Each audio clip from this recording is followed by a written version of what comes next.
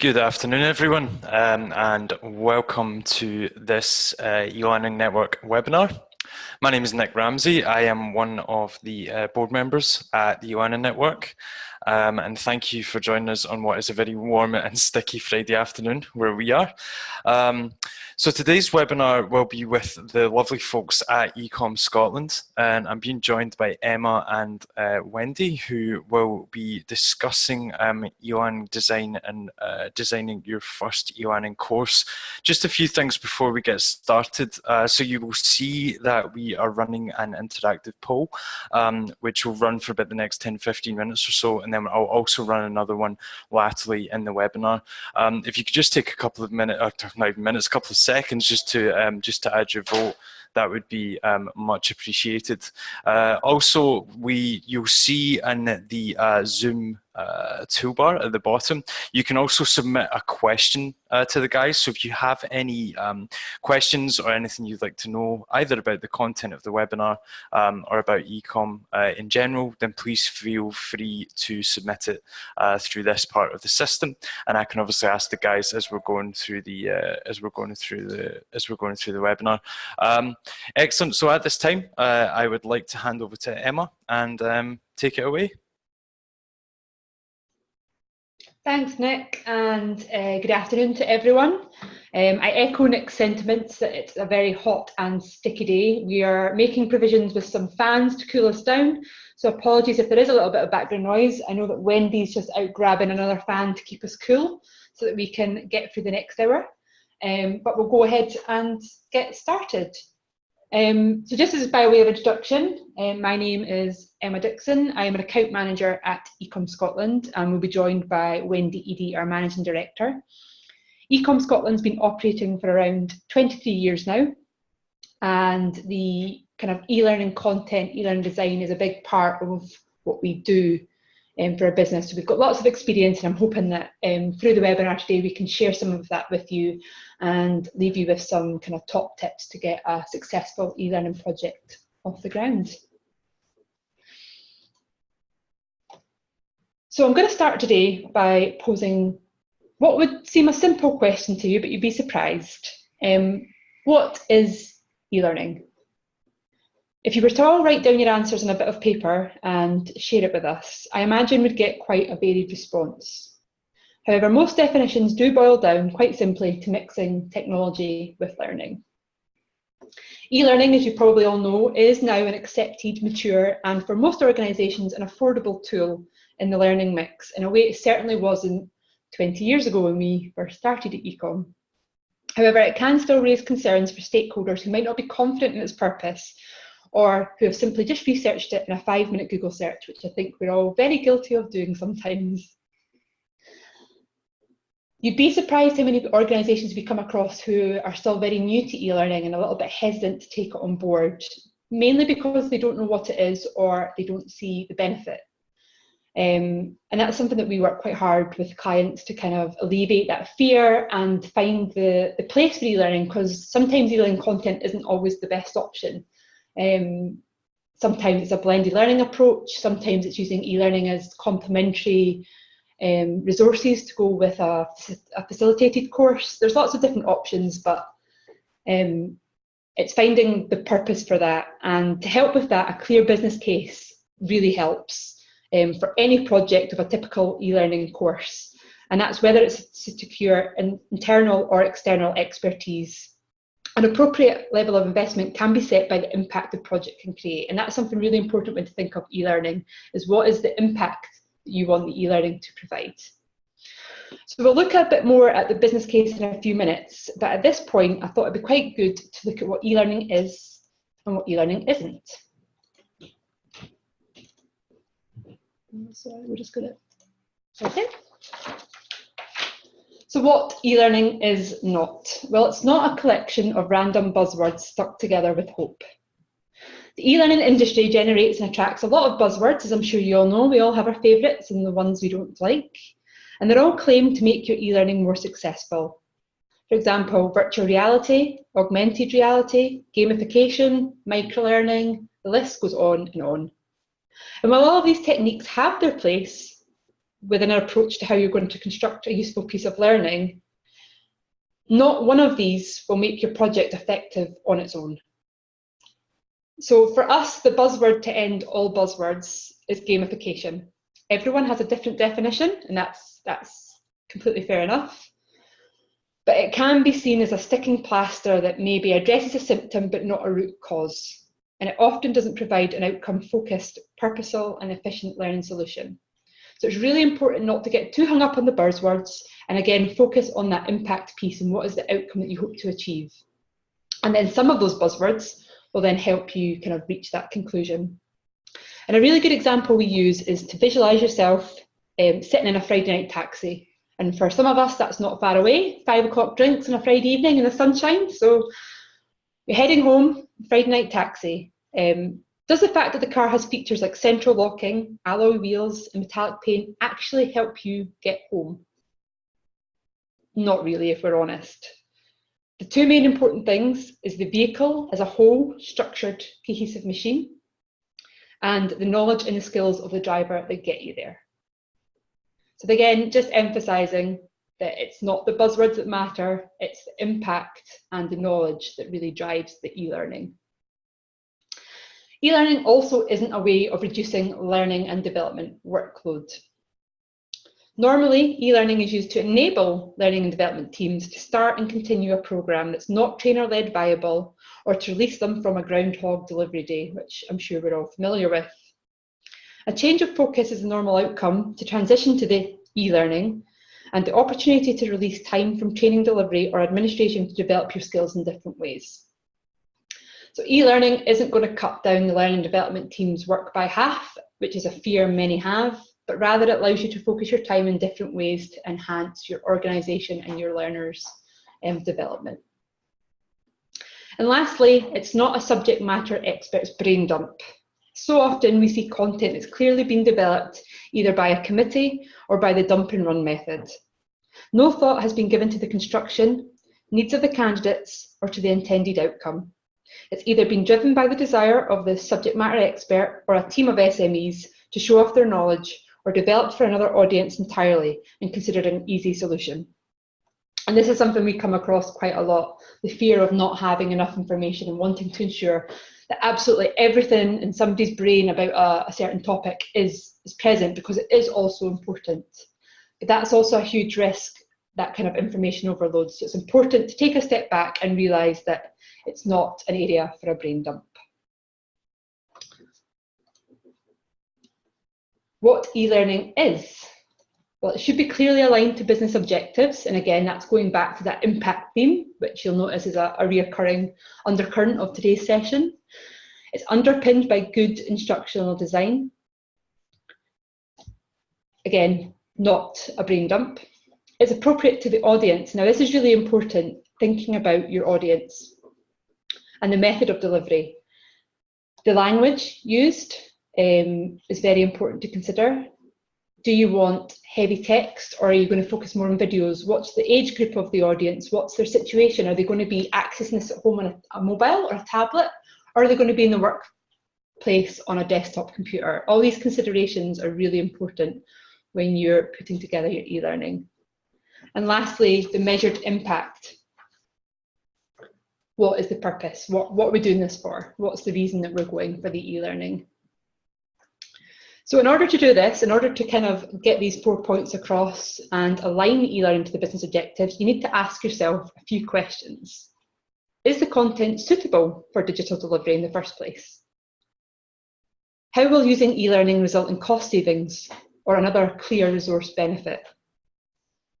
How will digital delivery create the accessibility or reach that you need? And do your learners have the capability to access online resources?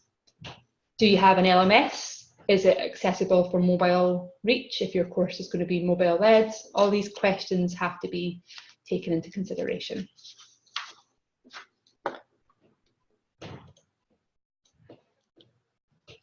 So as we said earlier, a clear business case is necessary for pretty much any project of scale of a typical e-learning course. One of the key documents that senior managers review when deciding whether to give the project the funding it needs to go ahead is this business case. And within that, you will detail the benefits that the project will deliver, how they'll be achieved, what it will cost, and how long it will take. Now, it may seem like I'm kind of repeating myself a little bit, but it is so important to get these little details out of the way before you actually begin the e-learning journey of creating the content and rolling it out. There are a number of other benefits, however, that come from writing a business case. So you've got to be specific about what your project will achieve, all in one single document. So this encourages you to think the project through and record your key assumptions in a nice, succinct manner. It provides a project baseline against which you can track scope, cost, timelines, and the delivery benefits. And this is a really handy document for when you actually start your build. You've got all that background work there. So you know your delivery dates, how long it should take to build, etc. You've got that accountability start from the go that everyone agrees and is signed off on. Remember to consider any procurement process through your business case process. Now, the NHS have a really good free-to-air resource on this, which I'm going to just share in the chat for you now. But there is many free resources online which are really good to use if you have to go down a procurement process. Another one is Mind Tools, and they've got some really good resources on helping you with the early part of your project planning and to be clear on your decision pathway. So definitely have a look, check these resources out, they're very helpful. So we're now going to look to the main part of today's webinar, which is the 5 steps to e-learning success. And these revolve around the following: scoping, design and build, quality assurance, implementation and rollout, and evaluation. And these are key steps we follow at eCom. It may vary from company to company. Everyone has their own way of doing things, but these kind of 5 principles are steps that we've found that really help make a successful e-learning piece, and we've successfully delivered many projects using this.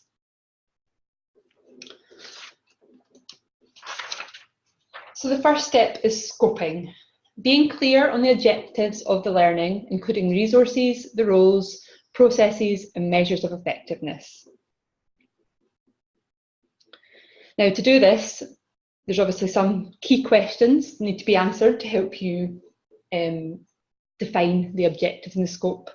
And the first one is, what roles do you need on the project team?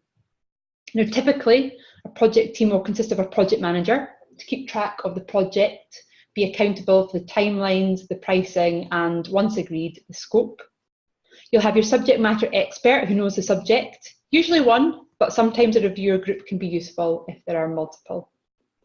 You have your instructional design, who understands learning methods and can turn the content and storyboard into an engaging online material.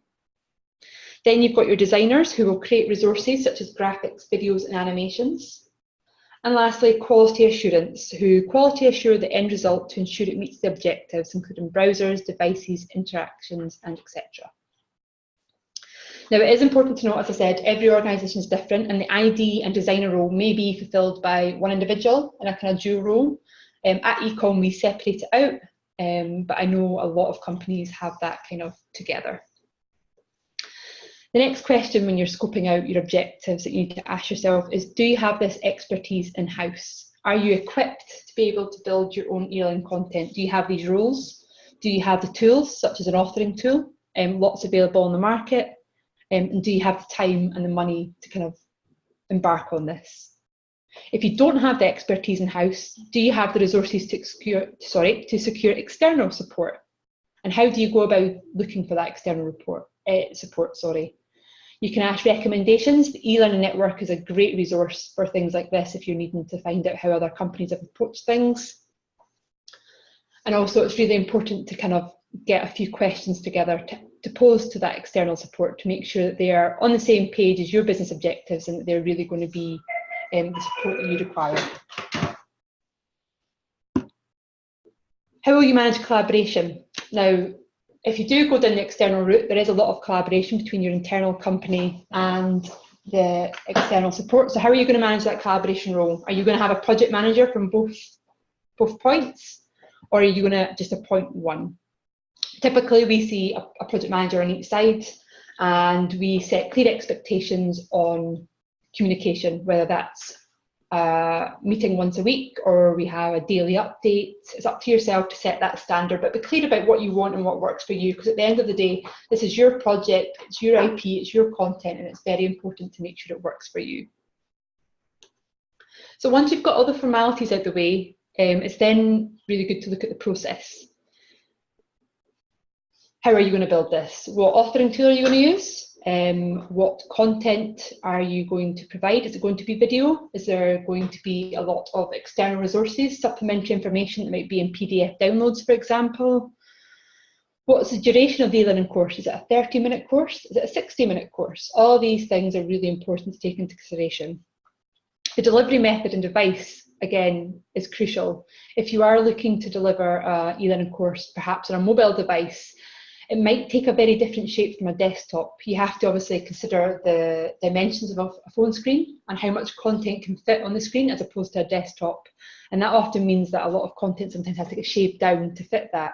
Now that can be scary to a lot of people, but it works very well as long as you have that kind of objective in mind at the start and you're working towards there. It's not kind of an afterthought that you panic last minute and think, oh no, we need to make it mobile. And lastly, the measurement, the impact, which again, I've talked about a lot, but it is so important to realise what the end result of this, what is it you want to achieve? Do you want to have a 100% participation rate? Are you trying to share a message and get that across to staff or users? Do you want to showcase a new product, a new process? There could be a number of reasons, but it's really important to understand what that is and how you're going to measure that, how you're going to assess the value and whether or not you set out what you achieved to do. The second step is the design and build. So spending time getting the storyboard and the style guide correct. So today is not the time to be diving deep into the detail or the pros or cons of different build tools, interaction or delivery techniques. You'll all have your own opinion on that. What we are going to focus on is the construction of the storyboard and the visual design aspects, an eCom one-on-one approach, if you will. So the first step in the design and development phase is normally where the structure of the resource is visualised in a mind map, also known as a wireframe. This helps everyone see the core structure through the breakdown of topics, flow of the content, the balance where it's appropriate, and it's a very useful gap analysis tool. Now, a top tip is not to let your SME do this for you. You do need a fresh pair of eyes who have someone who's not too familiar with the content. And the reason for that is because the SME might do what we're all guilty of doing from time to time is that dreaded brain dump. You need to be succinct, and that's why sometimes having somebody who's a little bit more removed can be very, very useful. Once you've got that wireframe in place, you can then start to hang the content from it, and it gives you a really good visualization of the end result. The most common problem to solve in this stage is content overload, both that being received for consideration from the SME and for the ID what that translates into. And a top tip here is the must, should, could approach. And that's really a nice way of approaching your content. What must be present in the content? What is important and has to be there? What should be there? What would be nice to have? What would be nice to share? And could? What parts of the content could be in if it's appropriate, but what could we also do without? Although the next common challenge is not enough content, the gap analysis via the mind map is great at identifying this or an imbalance of content. A tip here is to speak to your SME and get them to provide the content that's missing.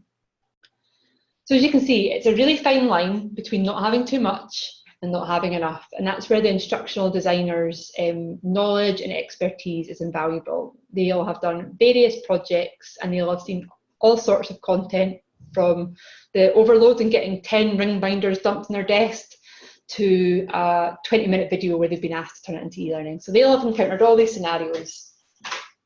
So please do use them as a resource to help with that.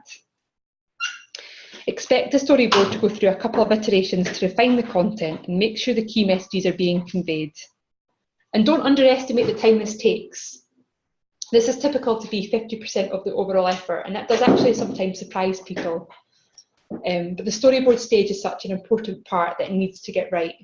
The content is usually finalised at the storyboard stage and all signed off. So it's really important to get that right, and that's why it takes such a big effort of the e-learning process. And as I just said, the storyboard stage is where we recommend that the content issues are resolved. Fixing content issues later can add time and effort, particularly if the build's already underway. So don't underestimate the instructional designer. For the look and feel of the design of the course, it's key to have a brand guideline, and that's something that we do in eCom. So we'll work with the client and build up a brand guideline, or a style guide as it's also known, to make sure we're incorporating all the important touches, the logo, their fonts, their sizing, any important messages that they wish to get across. So that's something we definitely recommend developing, and it just makes sure the look and feel suits to what's needed. Once all this is in place, then we hand over the content and the signed off storyboard to the digital designers to then build the product using the appropriate tools to the agreed spec of the storyboard and design style guides.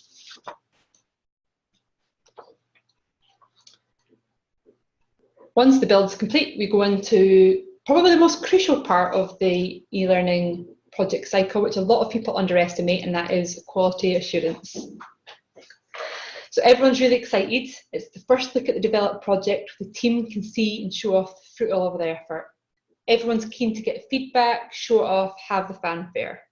But prior to this happening, what a lot of people don't realise is that perhaps Team eCom have peer-reviewed the project amongst the design team and tested the product on a variety of different browsers and devices on any agreed platform, as well as undertaken user experience testing. All of this is so crucial, and it's so often left out. The baseline for the quality assurance testing is that project plan. It's all the objectives that you agreed out in stage 1 in your scoping. And please don't underestimate the difference browsers can make. We test the e-learning against all the browsers that's needed to be compatible, the devices, we make sure all the interactions work, and we just make sure the e-learning project in general flows really well. So it is, in my opinion, a very underrated step, but one of great importance. And a top tip from us is, if you are developing a project in-house, please make sure you have a team that are willing to do this and have a look. And again, it's good to have people removed from the project and people not close to it, because that's when some bias can maybe creep through. So it's an opportunity to show off. You've identified a pilot group way in advance of this stage, and you know it's coming for their review. We find this best to be managed in some way, not just dumped on people who don't know what's expected of them. So again, share that project plan, share the impact that you want to get, the values, and why you're doing this, so that they can assess it against that kind of measurement, and make sure there's a structure to the review. Another top tip is that when you're in this stage, it's not a good idea to be reviewing the content. That's the job of the storyboard. Consider a review session with a group of people in the same room at the same time, or using a webinar if you do want to review the content, but beware that will take it back to the storyboard stage, where it will be revised, then go through design again. So it can add some time on, but we understand that that's perhaps necessary.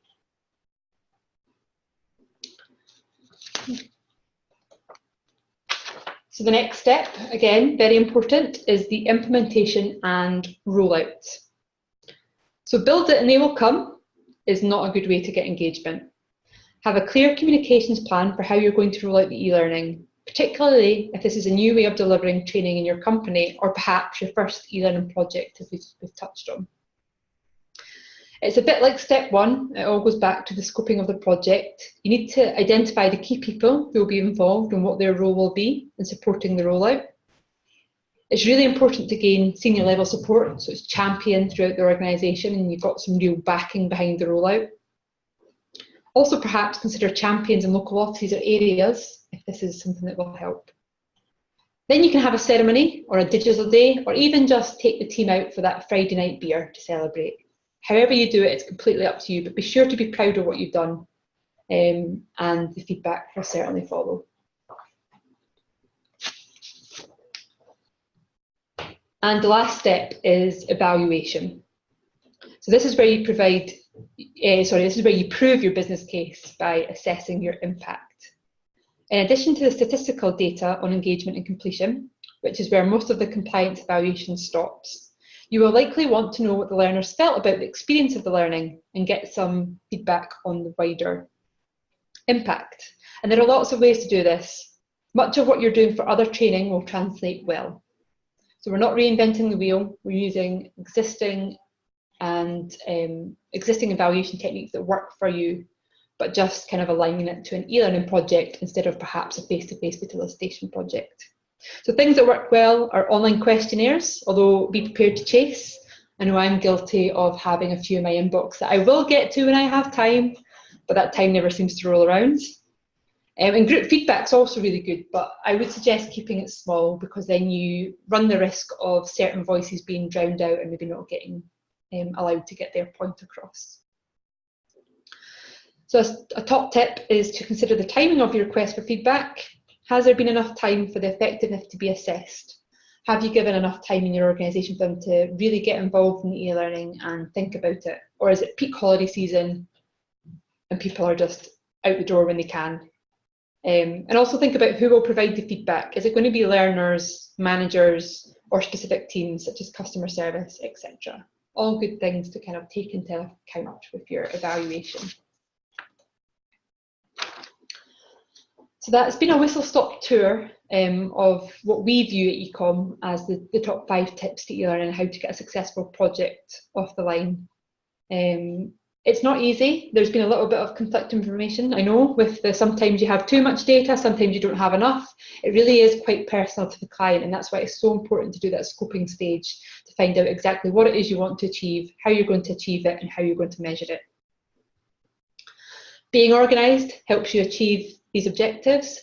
Document everything, have a plan in place, and share it so that everyone's kind of aligned to those ideals. And then once you've done this, you've got a perfect framework to take back and use for your next project, which hopefully won't seem as scary.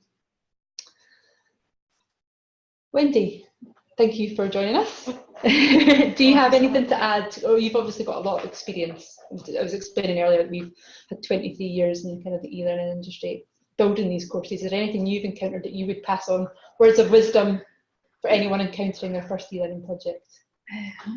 Well, a lot of you've already said before, but it is really setting out exactly what you want to achieve. And I know you've already reiterated that through every single step, but it is just so crucial for all members of the team to know why you're doing it and what the outcomes you want to achieve out of it, and then you can mark them off. I mean, that's ultimately, you need to be clear right from the very beginning. But you've kind of really said that. But that's probably what we have to work at the most in the projects that we've done over the years, is to actually get down to the crux of the matter, what it is that these outcomes are, because that helps you then cut back on the content, or it shows where the gaps are in the content. You can see what learning objectives are being met or not being met, and then you can see what the impact's going to be going forward. But that it's the hardest part. Yes. And usually takes the longest. Once we get to probably about stage, once you get into the build, we're pretty much, you've already done about 80% of the work. Yeah. The building bits, well, we'll not say that to the development team, because we'll say that the building bit's the easy bit. Yeah, I don't think we would appreciate that. Yeah. But yeah, it is important to remember that it is individual to every client. No two projects are the same. You've got various things impacting your resources available, your time, your budget. All these are very important, but don't be afraid to ask for help. There's so many, as we said, great free resources out there. Twitter is fantastic for people sharing ideas on what they're working with. There's lots of Twitter chats. The eLearning network, which you already know about because you're part of this webinar. Their events, the webinars they do, it's all knowledge sharing, and it's all just such a great resource. So do take advantage of it, and the advice of other people will help you kind of set in your mind what you want to do, what you don't want to do, and certainly get you on your way. So with that, I think we've got some time if there is any questions for myself or for Wendy. Brilliant. Thanks very much, guys. That was really excellent. I think it's so important as well, as you rightfully covered the kind of the structure and some of the really important considerations that are kind of often missed in the eLearning process, particularly in first projects. So yeah, folks, if you have any questions, please do send them in. One of the questions that just come in there for you both. So it's how do you actually measure the success of the project? There's lots of different ways, and that really depends on the outcomes. For a particular project that I can think of was all about reaching as many people as possible with this particular change in legislation. So we were able to look at how many people were going through and successfully completing the eLearning. We were able to then, through the information gathered within the client, to see how that had impact within their business as well. So how many, for instance, if it was on customer experience measures, how we were teaching, we were creating learning resources to explain to what these customer experience measures were. And then we can look at that data within the organisation to make sure that that's improved as well. So it really depends on the objectives for the success. There's one, for customer service for councils, and that was very much about getting how many people were passing the SQA accredited qualification and doing that online, how many of them were going through the exams. So again, it could be volume, it can be quality of knowledge. We would usually set out, when we're setting out the scope, we would set out what the success markers were at that time, because we would know what the impact is on the business. Excellent. Thank you very much, guys. So just next question would be, what about deciding if the subject matter should be in an e-learning format? Is there any guidance on when you're scoping a project, whether it should be an e-learning or a video or perhaps some kind of other alternative format? So really just at what point in the process do you think the decision is made to make an e-learning or a blended learning solution? It's a good question. Yeah, definitely at the start, at the scoping stage, when you're looking to make your e-learning course, it's that very first question we ask: is it suitable for digital delivery?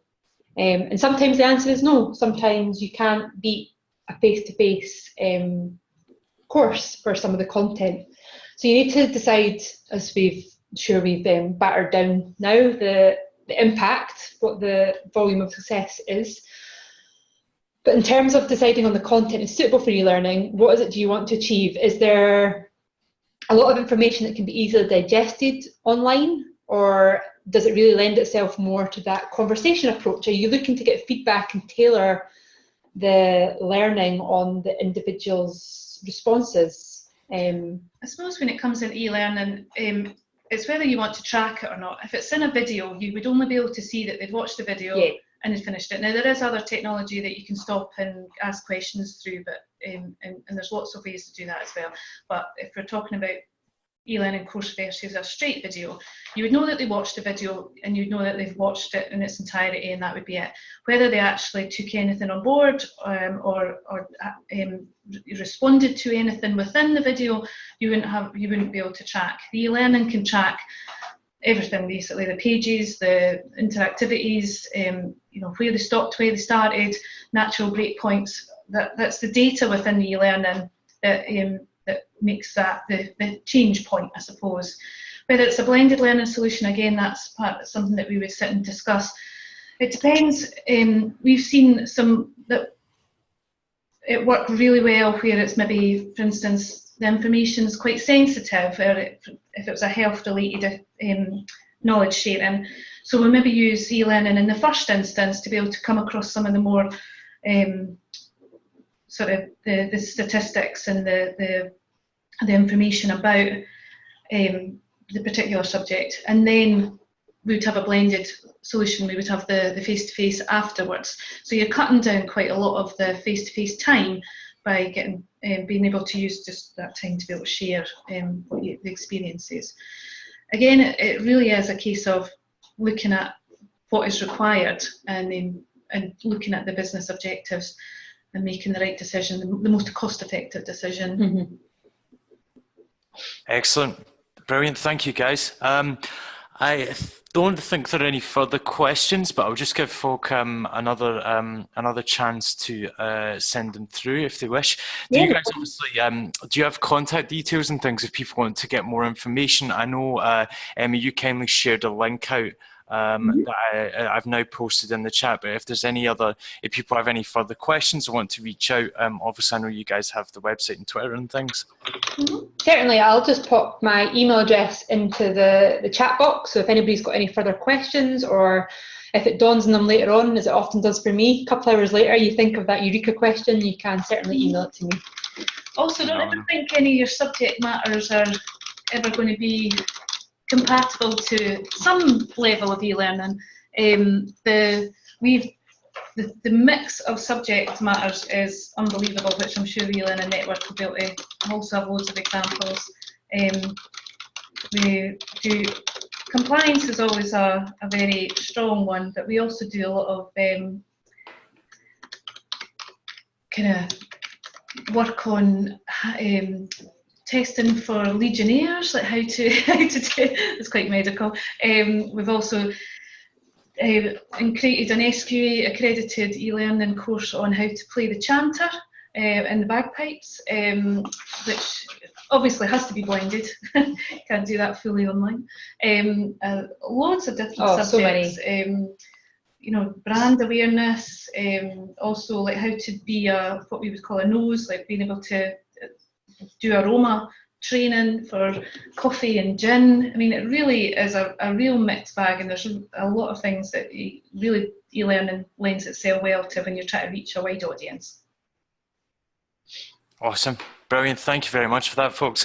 You will see, guys, Emma's contact details are now available in the chat. So as she said, just any questions or further information, please give either Emma or Wendy a shout. And thank you both so much for sharing your insights today. Just a couple of things from me. I'm going to just try and steal this back from Emma, so bear with me. Hopefully no technical issues here. Okay. Perfect. So you should hopefully now be able to see the brand new shiny eLearning Network website, where you will find information on future events, future webinars, and of course, for anyone joining us today who isn't already a member, you can sign up for a membership. Only £29 per membership per year for an annual membership, or you can also join up as an industry partner if you're joining on behalf of an organisation. A couple of things on the events. So obviously we've got a few more webinars coming up, a really good one on chatbots a little bit later in the year.